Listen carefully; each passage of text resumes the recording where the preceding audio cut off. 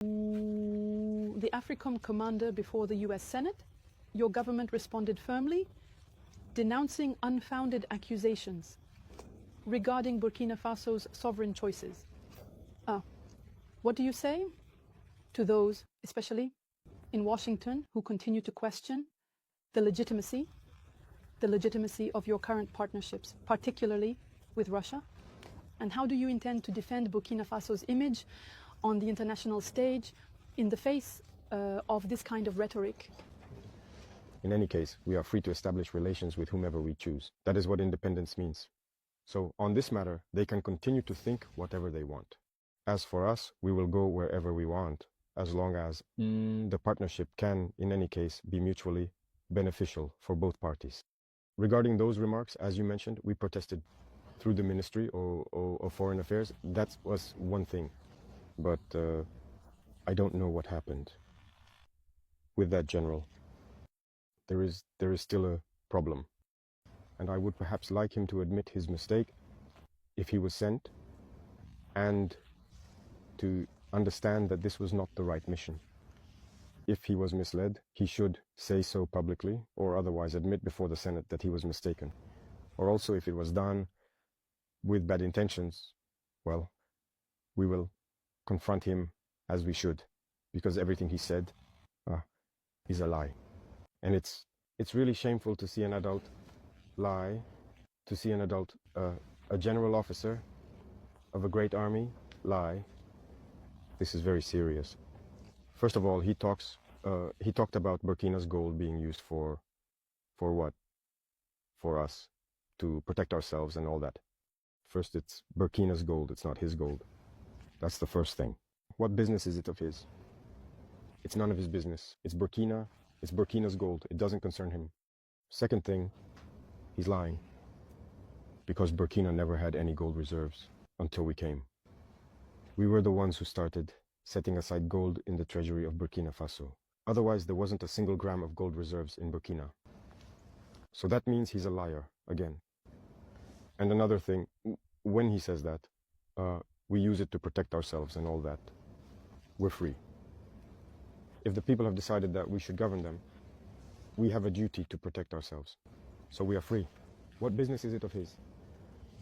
And the part that hurt me the most, not because he's a general or because he's American or anything like that, but because he's black.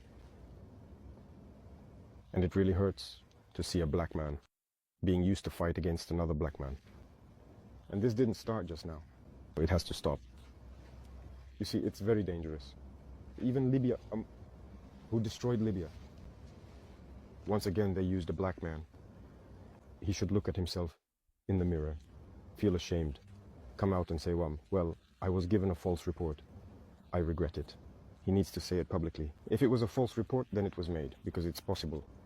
It's possible that he was given a false report, that he should come out with it, because as you saw, when I take another neighbor, again, as I say among us, Black, the Ivorian Minister of Defense, who goes around, travels to Turkey, meets the Turkish Minister of Defense, and tells him, you shouldn't sell us weapons. You see how much that hurts. When it's a black person who behaves like that, it really hurts. Did we make a false report? Let him come out and deny it. If he was sent to create a problem in Burkina, as they are used to doing, be used to fight against black people. Every time it's the same thing. It's always the same. And that's what we deplore. And it really hurt us to see that it was a black person making these statements. It's true that they may regret it through various channels. They're trying to make up for it. Now that it was said publicly, it needs to be made right publicly. That's how it is for us. We're no longer engaging in diplomatic hypocrisy, as we like to say. Saying things loudly and clearly, and then coming back later to say, no, we're sorry, we didn't mean it. That's not enough. It needs to be said publicly. So I invite them to make amends, to say it publicly, because African youth have understood. Black youth around the world have understood. This kind of manipulation doesn't work anymore. That's how it's always been, using false pretexts in hopes of achieving other goals. That doesn't work anymore. So it's unfortunate, but Burkina Faso is staying true to its path. We will continue to develop. And he forgot to mention everything we are doing for Burkina Faso. What we are doing, no other regime has accomplished.